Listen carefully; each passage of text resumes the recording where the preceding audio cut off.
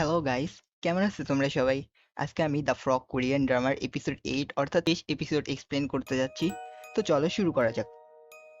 এরপর দেখা যায় পুলিশের চিফ সংহাকে ছেড়ে দিতে বলে, কিন্তু বোমিন সুপারমার্কেটে কেনা ব্লিচ দেখিয়ে বলে যে সংহা কাউকে খুন করেছে। এরপর চিফ তাকে বলে লাশ খোঁজার ব্যাপারে সে সাহায্য করতে পারবে না। এরপর দেখা যায় পুলিশ সংহাকে ছেড়ে দেয়। সংহা তার সাথে থাকা লোকটিকে বলে যে পুলিশের উপর কেস করতে। এরপর দেখা যায় বোমিন তার টিম নিয়ে মোটেলে লাশ খুঁজছে। পরবর্তী সিনে দেখা যায় সংহা লন্ড্রি শপের সব কাপড়ে আগুন ধরিয়ে দেয়। এদিকে বোমিনরা ডিটেকটিভের লাশ খুঁজে পায়। এরপর দেখা যায় ডেসিক সংহার দিকে বন্দুক ধরে। সে সংহাকে বলে যে সংহার বাবা তাকে পাঠাইছে।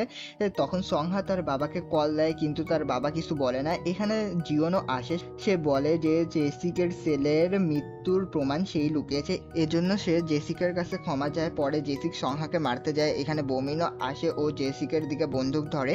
জিওন মাঝখানে এসে বোমিনকে বলে জেসিকের কোনো দোষ নেই, সে ঠিক কাজই করতেছে। জেসিক জিওনের দিকে বন্দুক ধরে ও বোমিনের বন্দুক নিচে রাখতে বলে। বোমিন বন্দুক নিচে রাখলে জেসিক সংহার দিকে বন্দুক ধরে। জিওন তার হাত থেকে বন্দুক নিতে গেলে সেটা নিচে পড়ে যায় ও সংহা এই সুযোগে পালিয়ে যাওয়ার চেষ্টা করে, কিন্তু জেসিক তার পেছনে বন্দুক নিয়ে ধাওয়া করতে থাকে। এক পর্যায়ে পুলের কাছে পৌঁছালে জেসিক সংহাকে গুলি করে দেয়। এরপর দেখা যায় বোমিন গিহোর সাথে দেখা করে। সে গিহোকে বলে সে সবকিছু জানে যে গিহ একটা লোককে খুন করেছে, কিন্তু গোপন রাখবে বলে কথা দেয়, কেননা সেই লোকটার জন্য তার ফ্যামিলি অনেক সাফার করেছিল। অপরদিকে দেখা যায় গিহ ও জিওন দুজনে বন্ধু হয়ে যায়। এভাবেই দ্য ফ্রগ ড্রামাটি শেষ হয়ে যায়। তো বন্ধুরা, কেমন লাগলো দ্য ফ্রগ কোরিয়ান ড্রামাটি? এরপরে কোন ড্রামাটির এক্সপ্লেনেশন শুনতে চান তা আমাকে কমেন্ট করে জানাবেন। ধন্যবাদ সবাইকে।